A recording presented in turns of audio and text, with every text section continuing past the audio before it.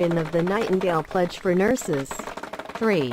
I solemnly pledge, first, to do no harm to the software entrusted to me, to not knowingly adopt any harmful practice, nor to adopt any practice or tool that I do not fully understand. With fervor, I promise to abstain from whatever is deleterious and mischievous. I will do all in my power to expand my skills in understanding, and will maintain and elevate the standard of my profession. With loyalty will I endeavor to aid the stakeholders, to hold in confidence all information that comes to my knowledge in the practice of my calling, and to devote myself to the welfare of the project committed to my care. Perhaps this is too tame and too long. People may dismiss it or ridicule it. Perhaps we need a punchy, mantra-like slogan that we can play over and over again like music in software development houses, or maybe a variation on the Star-Spangled Banner, evoking patriotic visions of heroic coding deeds. Perhaps we need to create some epical story of the trials and tribulations of the development of a major software system and have undergraduates memorize it, with portions to be recited at key moments in the software life cycle. E.g., A. Move method refactoring. The guru applied then when it was done.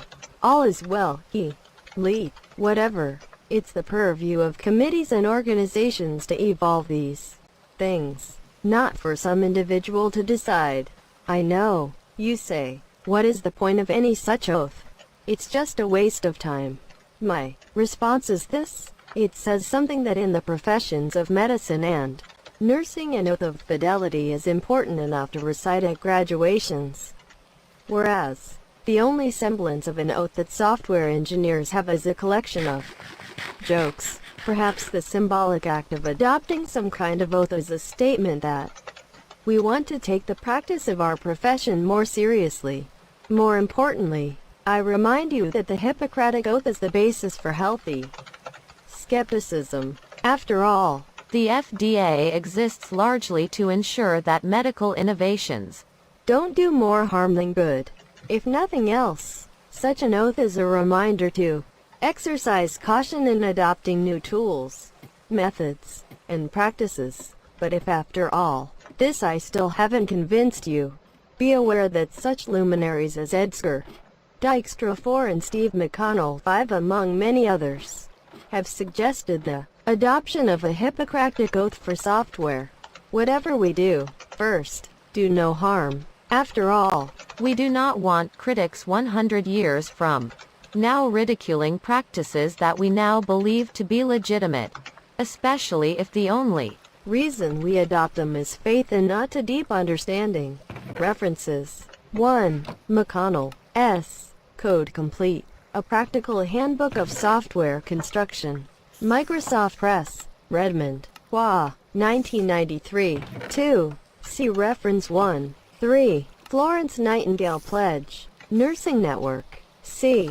http www.nursingnetwork.com/florencepledge.htm. 4. Dijkstra, E. The End of Computing Science. Communications of the ACM 44. 3. March 2001, 92. 5. McConnell, S. After the Gold Rush, Creating a True Profession of Software Engineering. Microsoft Press, Redmond, WA, 1999. Philip A. LaPlante, Ph.D., is Associate Professor of Software Engineering at the Penn State Great Valley School of Graduate Studies. His research interests include real-time and embedded systems, image processing, and software requirements engineering. He has written numerous papers, 17 books, and co-founded the journal Real-Time Imaging. He edits the CRC Press series on image processing, and is on the editorial boards of 4 journals. LaPlante received his B.S. in Computer Science, M.Eng. in Electrical Engineering, and Ph.D. in Computer Science from Stevens Institute of Technology, and an MBA from the University of Colorado. He is a senior member of the IEEE a member of ACM and the International Society for Optical Engineering, SPE, and a registered professional engineer in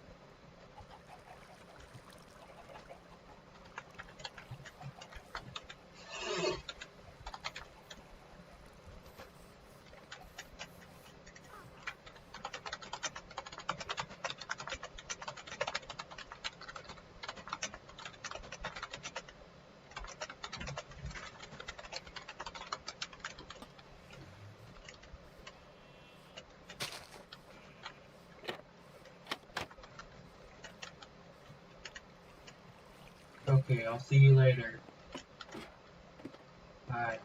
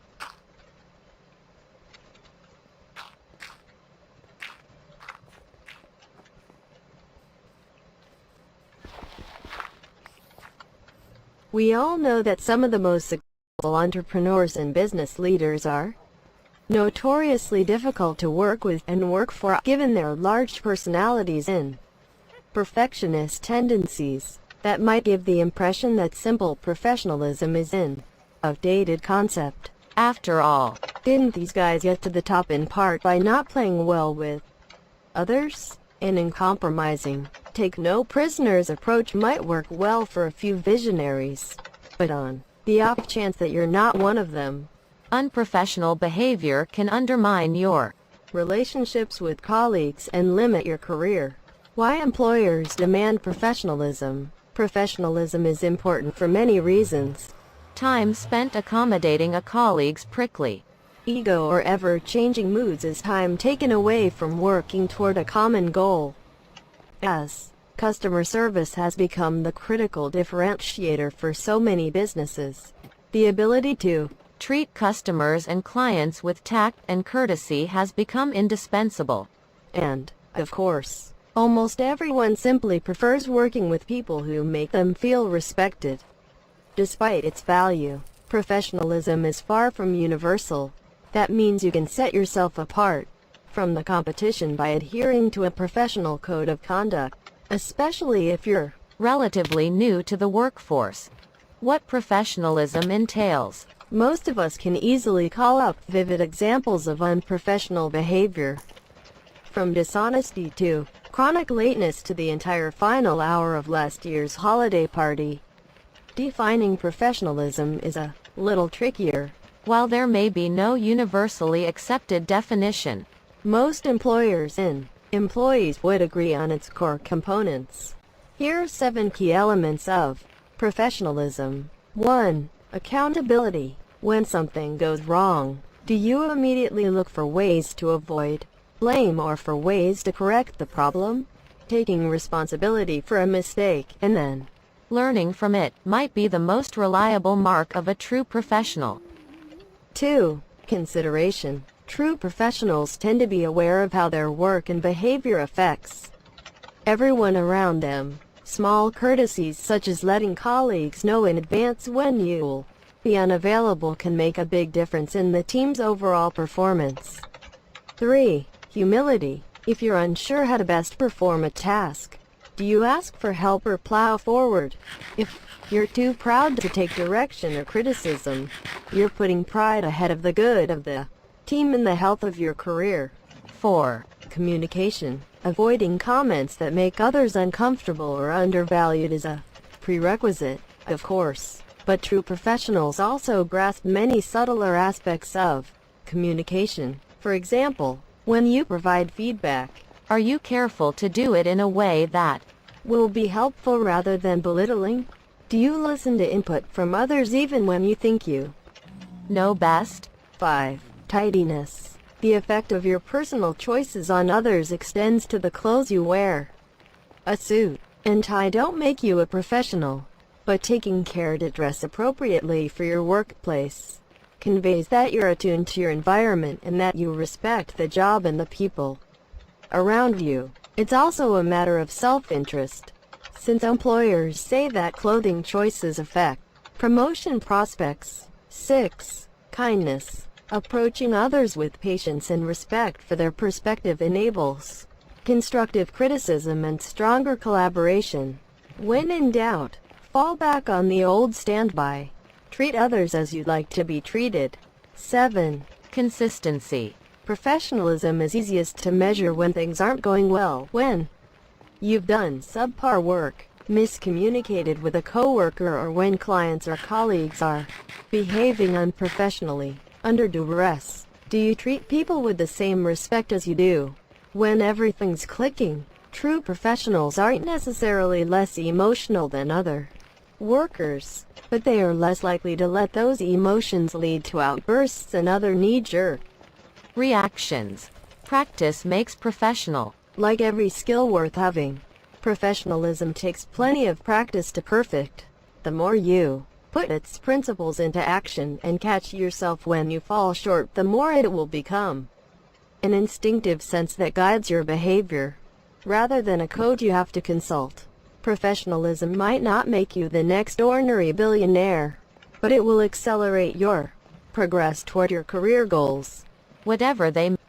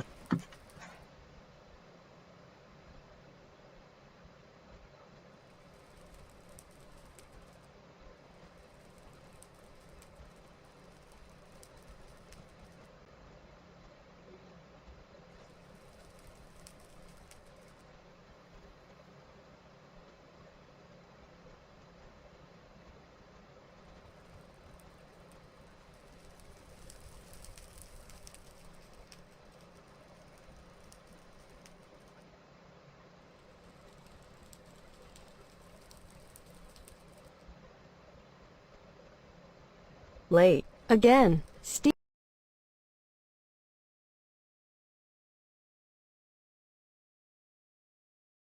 He was already 25 minutes late for the start of his shift. He would have been right on time had the drive-through line at his favorite fast food place been shorter. He fumbled with his ID badge and hastily hung the lanyard around his neck, issuing a short but sarcastic salute to the receptionist at the front desk. He hated that protocol mandated all school district employees display their credentials. He always seemed to lose his badge. Just this morning he had spent 15 minutes looking for it. As he rushed to his cubicle, Steven saw his friend and coworker Michael waiting for him. "Dude, you're late again," said Michael. "Boss man isn't going to be happy." "Well, boss man doesn't need to know," muttered Steven. "As far as he knows, I was right on time. Besides, it's not really my fault. The line for breakfast was crazy and traffic was way busier than normal." "What time did you get to bed last night?" asked Michael. "I mean, it was a little past 11 p.m. when I got off and you were still playing." Most nights, Steven and Michael played the same online video game together. And truth be told, Steven had finally stopped playing around 2 a.m. "Oh, you know, I only played for about another half hour after you left," he lied. Steven took his coat off and hung it on the back of his chair. He took off his lanyard and flung it on his desk. He reached over and booted up his computer for the day. Right as he was about to sit down and check his email, he heard someone clear their throat behind him. "Hey Steven, before you get settled in for the day, we need to head over to my office for a little chat. Put your lanyard back on. Let's go." It was his boss, Jose Barrios. Jose spun around and started heading toward his office. As Steven gathered his things, he looked hopefully at his friend Michael. But Michael had disappeared. Steven sheepishly followed his boss down the hall, head hung low. This hadn't been the first time that Jose had called Steven into his office. Steven wondered if it might be the last. The job. If you would have asked Steven where he would be working after graduating with a degree in software engineering, the last place he would have said was at a public school district. It had always been a dream of his to work at a video game design studio like Electronic Arts, Bethesda, or Blizzard. What Steven didn't realize was just how incredibly competitive those positions are. After graduating from college, he put in tons of applications to all sorts of design studios and publishers. However, most of them gave him the same feedback. His portfolio was weak, and he lacked vital work experience. Truth be told, Steven hadn't always applied himself in his programming classes at school. He skipped class often, was hit or miss with group projects, and never took the time to catalog his work in a portfolio. Since there wasn't any specific job lined up after graduation, Steven and his wife, Melissa, decided they would move to Steven's hometown and find the cheapest little apartment they could afford. Thankfully, soon after moving, Melissa had found a decent job working at a clothing store. Steven continued to look for work but had little success. With just Melissa's job, they were struggling to make ends meet. Steven's mother had offered for them to stay at her house to cut down on food and rent, but Steven hated the idea of moving back home. He decided that he would pick up part-time work as a food delivery driver until he found a steady job in his degree field. A few weeks passed by, and to Steven and Melissa's delight, they found out that Melissa was pregnant. Between Melissa's job at the clothing store and Steven's job delivering food, financials for just the two of them were in an okay spot, but adding a baby to the mix would certainly make things tighter. Now more than ever, Steven needed to find a better job. Soon after the news of the baby, Steven's mother reached out, letting Steven know about a need for a help desk technician at the school district she worked at. If he was interested, she would be able to pull some strings and get him an interview. This job would be mainly helping with ticket requests from different school district employees that were having technical issues. These issues could be anything from resetting passwords for accounts, to helping a teacher install software on their computer, to troubleshooting and maintaining school-sponsored web pages. Oak Trail School District is a K-12 public school district that services about 40 schools in a 20-mile radius. The district has over 2,500 employees, each with their own email account and various program accesses. Therefore, the need for many qualified technicians is great. In all, there were about 20 technicians employed by the school district. The help desk tech position wasn't as flashy or fun as working in video game design, but it certainly paid better than the food delivery gig and came with good health care, dental, and retirement benefits, things that neither he nor Melissa had at the moment. Stephen thanked his mother and agreed to meeting with Jose Barrios, the school district's managing director of IT. Stephen spent the next couple days filling out applications and preparing for the interview. The interview with Jose went very well, and Stephen was offered the position later that day. He would begin orientation and training next week. Issue number 1. The first issue happened after 2 months of working at the school district. One of Stephen's recurring tasks was to schedule and push out system updates or patches to all the computers in laptops at the district's high schools. Updates and patches are important for many reasons. The biggest being that it improves computer speed and function, and that it covers holes or vulnerabilities in your system or network that could be exploited by hackers or cyber criminals. In recent years, schools have become an increasingly intriguing target for cyber criminals.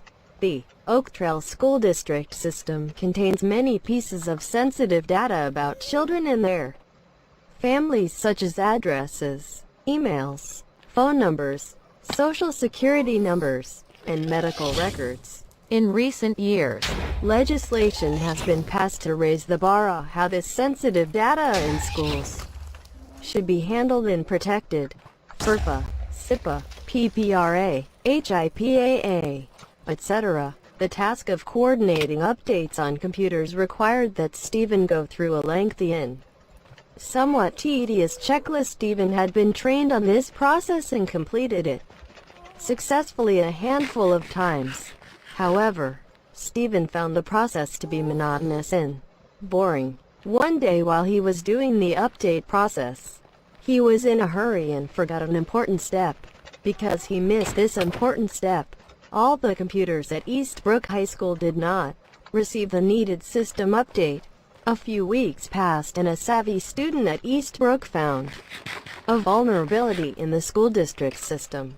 A vulnerability that would have been patched with a proper update. She used that vulnerability to hack into the high school's shared file system, where answer keys for major tests and assignments were kept.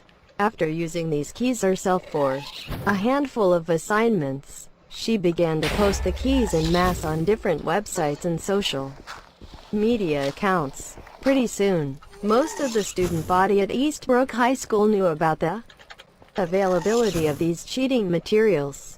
After nearly a month of this crooked operation, an honest student came forward and told school officials about the answer keys and the student who posted them. Many of the cheating students were identified and dealt with, but it was impossible to know for sure the exact number of students who used the answer keys. Hundreds of hours would need to be spent by teachers throughout Eastbrook High School to modify and change the assignments to ensure future academic integrity. Needless to say, those teachers were not happy.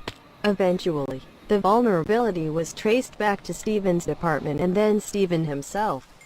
Ultimately, Jose, Stephen's boss, took responsibility for the matter and decided to chalk Stephen's error up as an honest mistake. Thankfully, nothing too serious happened, and it was only at one school. The district was responsible for nearly 40 schools. However, Jose did take Steven aside and tell him he was concerned with Steven's lack of attention to detail. Issue number 2. Steven had been working at the school district for a little over 6 months now. Most of Steven's work could be handled through email or phone calls, but on some occasions, it was necessary for him to travel to a school in person. One day, a teacher from an elementary school needed help installing the software of a new learning tool onto her laptop and the laptops in her classroom. Steven had patiently tried to help her over the phone, but after about 10 minutes of frustration on her part, she shortly asked, "Can't you just come out here and make it work? That's your job, isn't it? I don't have time to figure this out. Just come as soon as you can.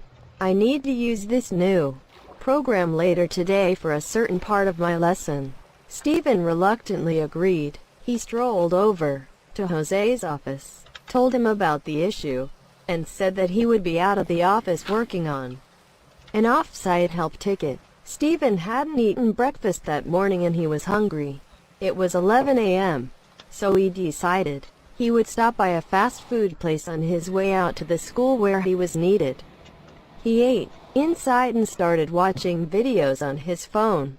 Normally, each day, Steven was allowed a 1-hour lunch break to eat and relax. He figured this was no different.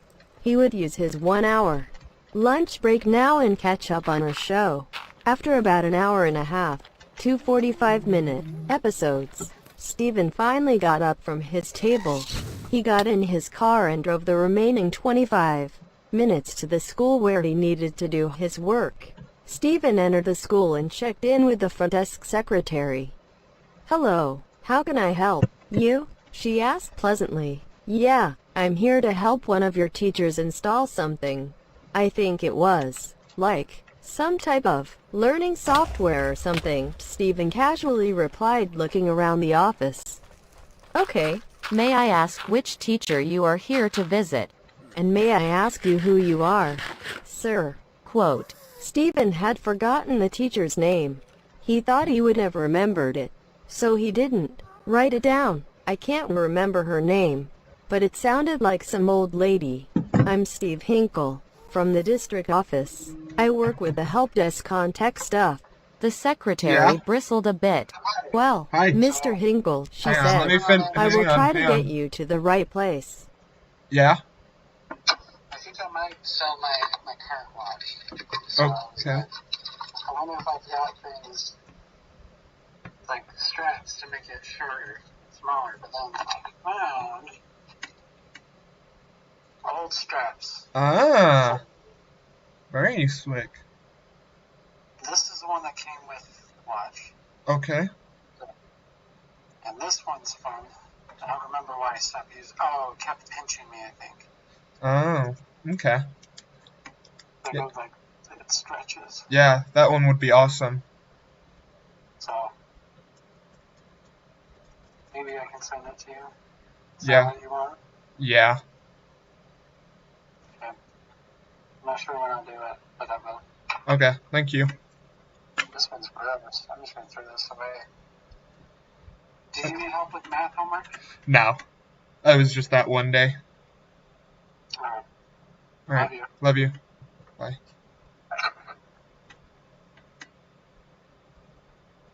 "Could I see your identification badge?" Quote. Steven's heart sank a bit. He had left his badge on his desk at work. He had been told many times to always wear it, especially on off-site help ticket issues. But he had forgotten it. "Would my license work? I forgot my badge at the office," Steven asked. "I am afraid not," she said. "Could you look me up in the system?" He suggested.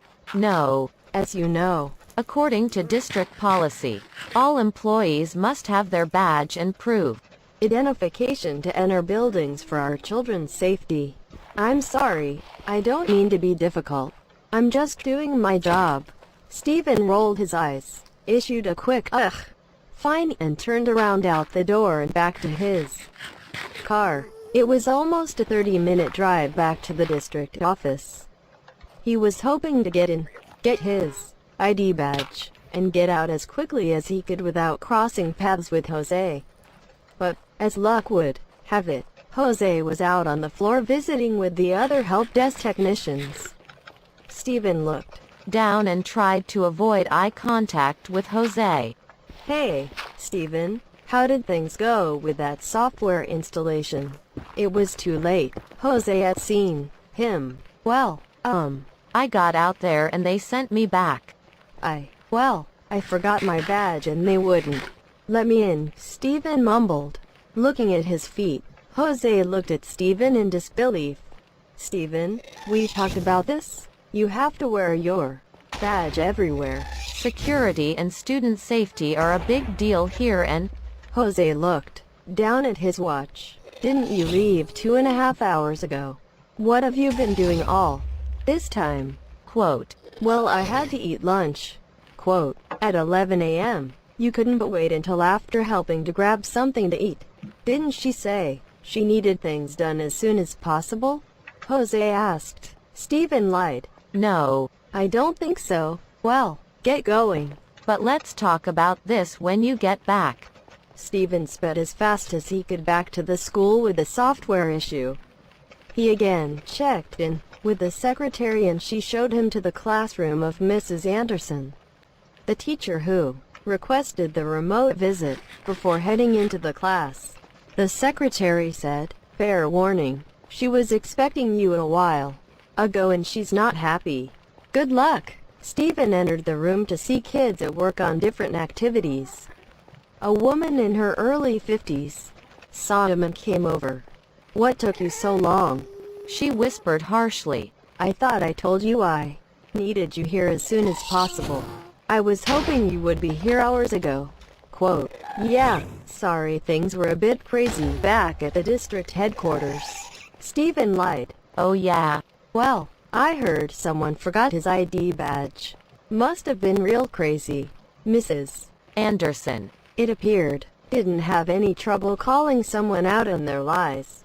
Well, you're too late. I was hoping to do a specific activity with the kids earlier today. I had to switch things up, but we might be able to fit it in later. Start doing your techie computer stuff through the whole installation process. Mrs. Anderson watched Steven while pacing in, mumbling phrases under her breath such as, I guess good help is hard to find, or must be nice getting paid to sit around looking at computers all day. Steven was getting flustered with her watching him and made a mistake or two, prolonging the installation process. As the children continued to work, Mrs. Anderson came over and hissed, Are you almost done? I thought you were supposed to be some kind of expert. Quote, finally, Steven had had enough, and he snapped back. Oh yeah? Well, if you're so intelligent, why the heck did you call me out here to do something any idiot should be able to do? It's a software program, not rocket science. I thought all teachers were supposed to be smart. Many of the children looked up from their work. Mrs. Anderson turned red in the face and shouted, You finish this up and get out. With that she turned on her heel and marched over to another corner of the room. Steven was done with the task not even 1 minute later. He gathered his things and left. After Another 30-minute drive to the office. he arrived back to his cubicle to awaiting Jose. Mrs. Anderson from Pinebrook Elementary School called. Let's go talk. Issue number 3. The final issue happened around month 8 of working at Oak Trail School District. Steven's wife, Melissa. would be having their new baby boy in the next few weeks. He was called into Jose's office regarding a complaint that was filed by one of his co-workers. Steven, Jose said, Thanks for coming in. Go ahead and take a seat. Steven looked around the office and casually slumped into a chair across from Jose's desk. Well, you're probably wondering why I called you in. So I am not going to beat around the bush. I received an official complaint from one of your co-workers that had a couple interesting issues I would like to discuss. Who is it? Who had the complaint? Steven interrupted, bolting upright. They have requested to remain anonymous, answered Jose. Was it Cindy? It was Cindy, wasn't it? Steven said. Jose cleared his throat and said, I'm going to honor this person's request to remain anonymous. In my opinion, all that matters is that you know one of your team members has some serious concerns about you and your contributions. I'll let you know what those concerns are and then hear your side of things. How does that sound? Quote, sure. Whatever, mumbled Steven. Jose went on to describe the details of the complaint. The first issue brought up against Steven was the fact that he was posting negative and sometimes inappropriate messages and memes in the group's Slack page. Slack was a tool that his work group used for a lot of their interpersonal communication. While it was a handy real-time messenger tool to get work done, it was also used as a social community for other technicians on the team. They used it often to talk about non-work items such as good restaurants, current events, sports, and hobbies. Recently, a small group of technicians had started what they thought was a private Slack channel where they would complain about different aspects of their jobs, gossip about others, and post what they thought were funny memes. Steven and his friend Michael were both members of, and big contributors to, that negative Slack channel. When Jose brought up the private channel, Steven turned red in embarrassment and had to think hard if he had said anything rude or critical of his boss. The second issue of the formal complaint had to do with how Steven spent some of his time during work. Steven liked to think of himself as an excellent multitasker. Therefore, he often had a television show streaming on his phone or tablet while he was working. He would listen in with his headphones. Most of the time it served as just background noise while he did his different tasks. He tried to only stream shows he had seen before. That way, he didn't get too distracted with new content or miss anything new. But even with all his justifications, many times in a workday he would absent-mindedly peek down to his phone and watch the show. Steven usually hid his phone with the television show where no one could see it. But apparently, someone had figured out his secret. The third issue on the formal complaint had to do with concerns about Steven's overall commitment to the help desk team environment. The complaint went on to list that Steven was unreliable when it came to day-to-day tasks and processes such as showing up on time for meetings, coming prepared for meetings, completely resolving help ticket issues, and meeting deadlines on different projects or assignments. Apparently, the individual who submitted the formal complaint had been inconvenienced by Steven's lack of work ethic on several occasions, and was tired of having to pick up his slack. What do you make of all this? Steven asked Jose. You have a team member that is concerned enough about your work ethic to file a formal complaint. And quite frankly, I've seen enough of your work over the last 8 months to agree with them. Steven just looked down at the floor. He knew that everything in that report was true, and he was smart enough to not lie or deny them. I'm sorry, he said. I'll try to do better. I hope so, Jose replied. What can I do to help you be better? Quote, nothing. I'm good, Steven said quickly.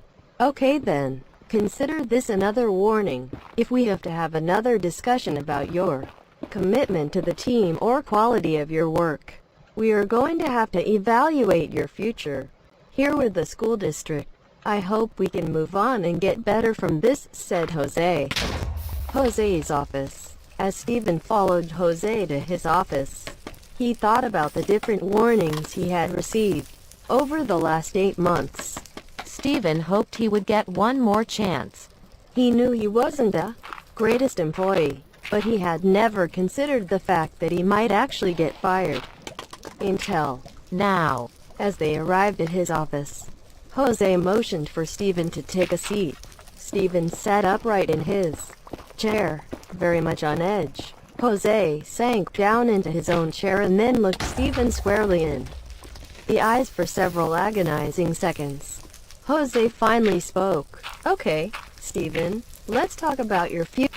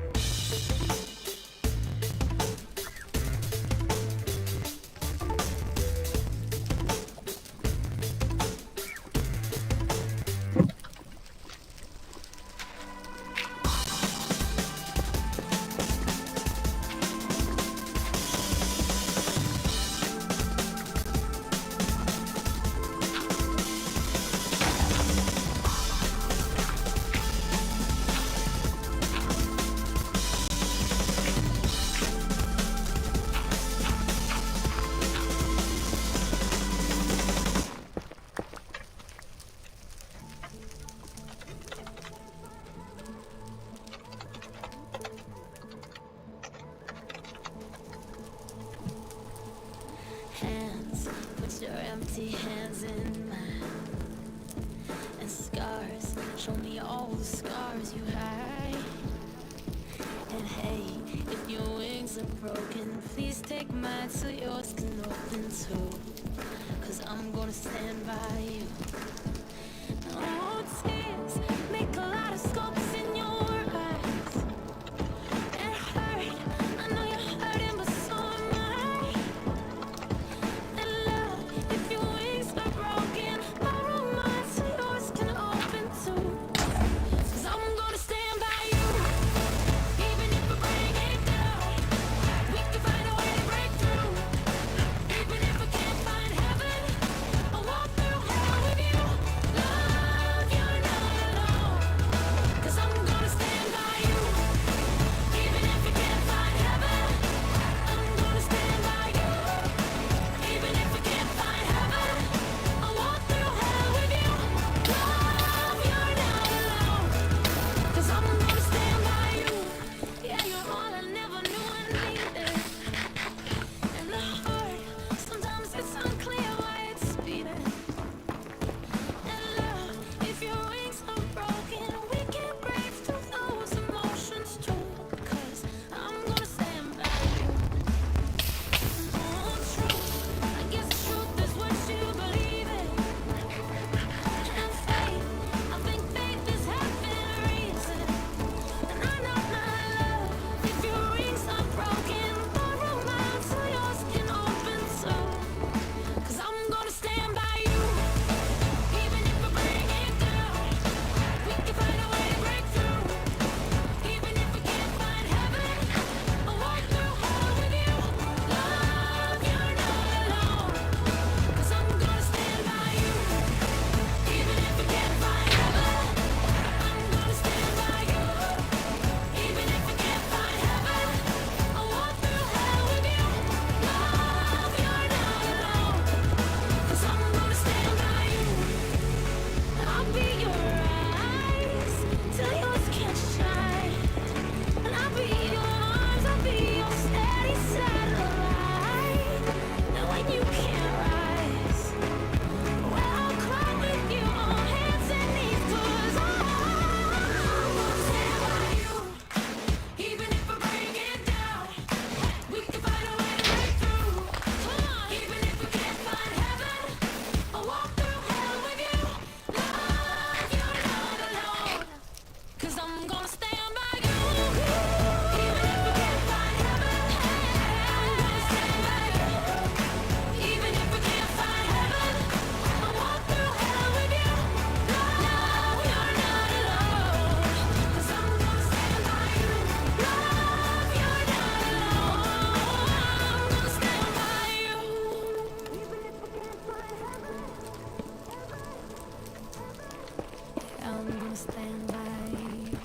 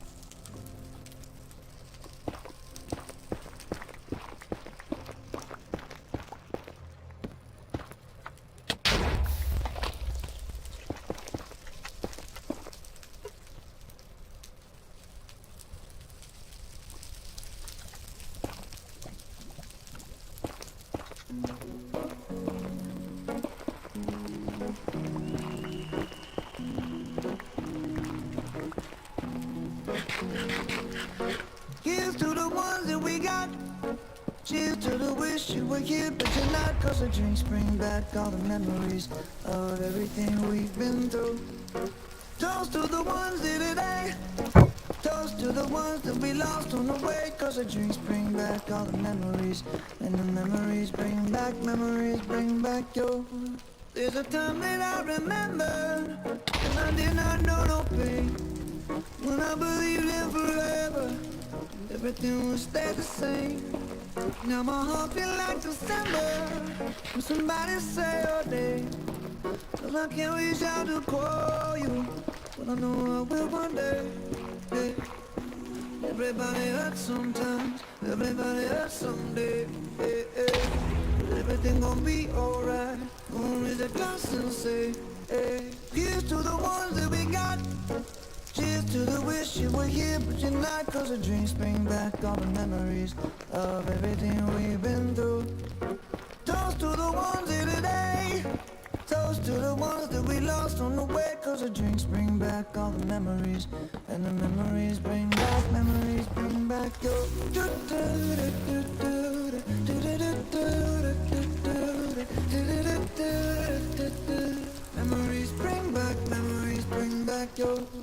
There's a time that I remember when I never felt so low. When I felt all of the hatred was too powerful to stop. Now my heart feel like an ember and it's lighting up the dark. I'll carry these torches for you, and you know I'll never drop. Yeah. Everybody hurts sometimes, everybody hurts someday. Yeah, yeah. Everything gon' be alright. Gonna raise a glass and say, hey. Here's to the ones that we got. Cheers to the wish you were here, but you're not. Cause the drinks bring back all the memories of everything we've been through. Toast to the ones here today. Toast to the ones that we lost on the way. Cause the drinks bring back all the memories. And the memories bring back your. Memories bring back your.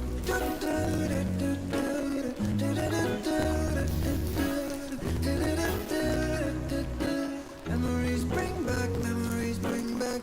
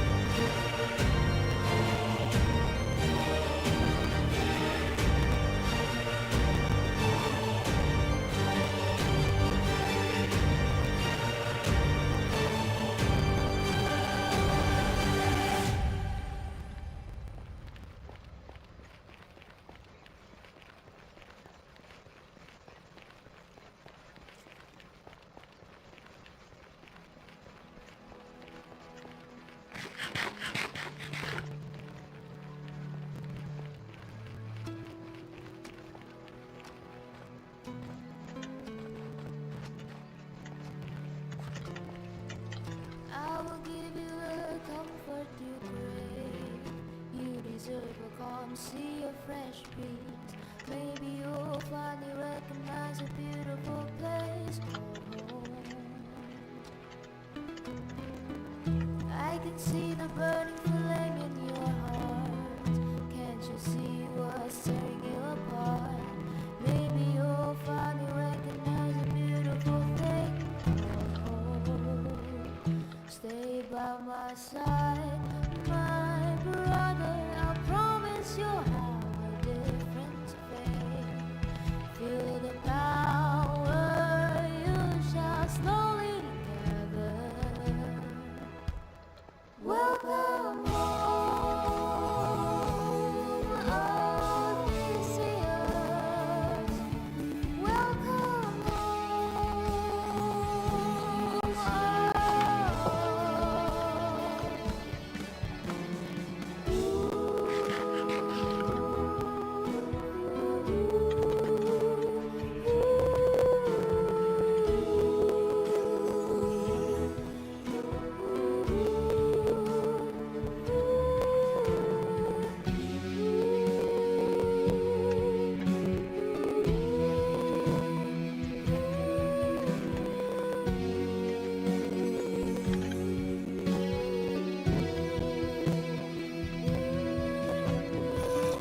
shelter I never thought I'd need. Time to finally conquer my fears. Getting my down pace back up, head up high and wipe my tears. Maybe I'll seek revenge someday. Bear mess with us, I'll make him pay.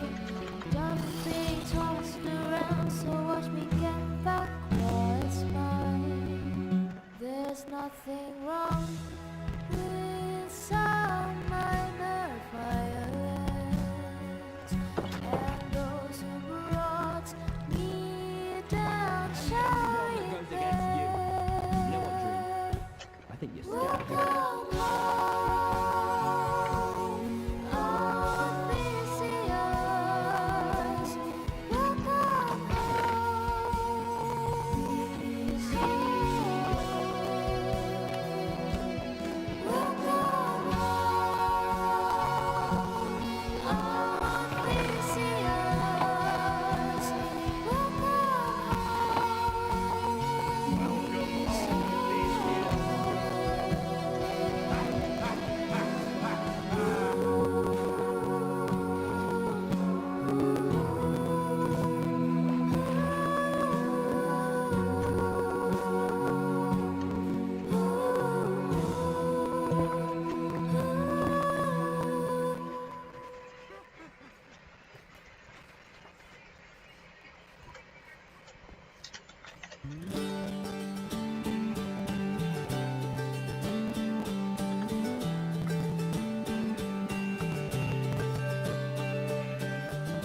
Take a deep breath and you walk through the doors. It's the morning of your very first day.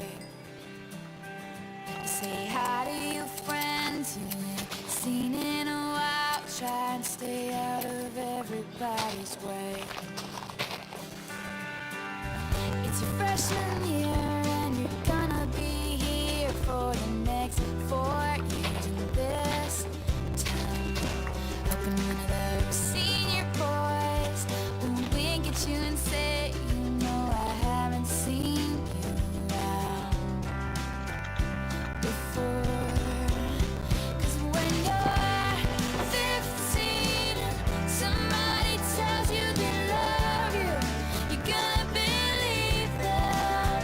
And when you're 15, feeling like there's nothing to figure out, well, count to 10, take it in. This is life before you know who you're gonna be. 15.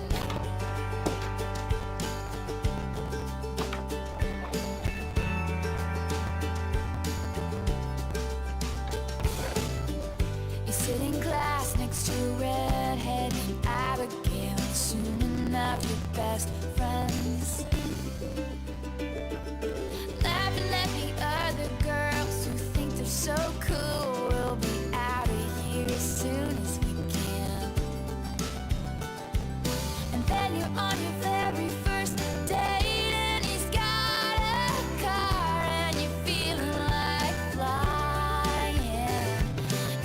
just waiting up. And you're thinking he's the one, and you're dancing around your room when the night ends. When the night ends. 'Cause when you're 15 and somebody tells you they love you, you're gonna believe them. And when you're 15 and your first kiss makes your head spin round, but in your life you'll do things greater than dating the boy on the football team. But I didn't know it at 15.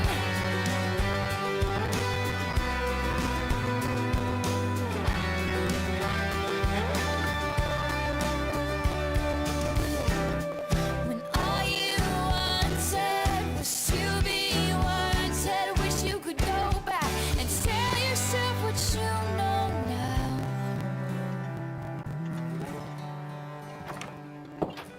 Back then I swore I was gonna marry him someday, but I realized some bigger dreams of mine.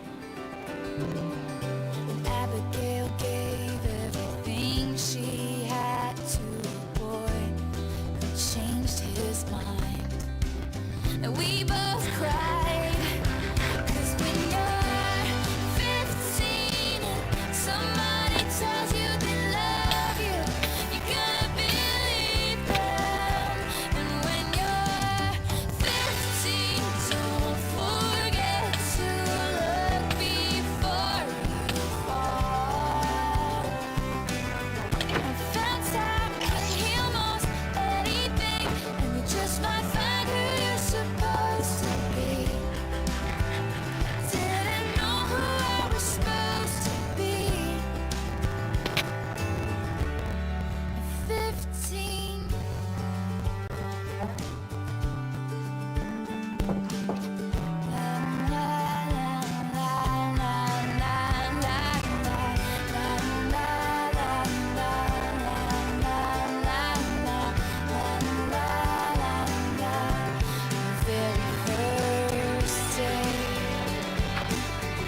Take a deep breath, girl. Take a deep breath as you walk through the doors.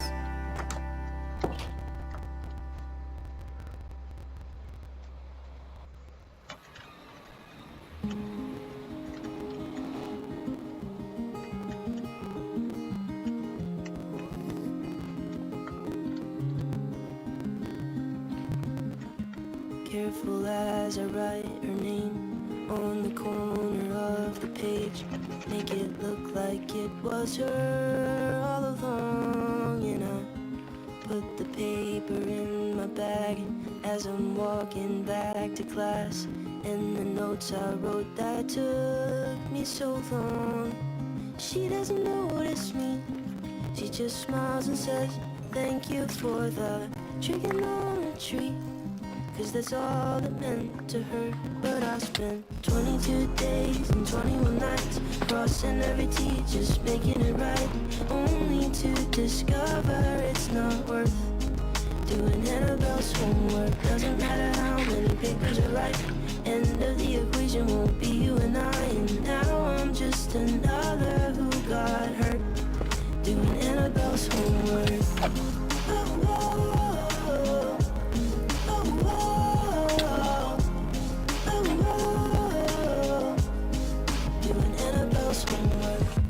Careful as I walk away, so she can't see it on my face. How I look and now I'm feeling so bad. I'm disappointed in myself.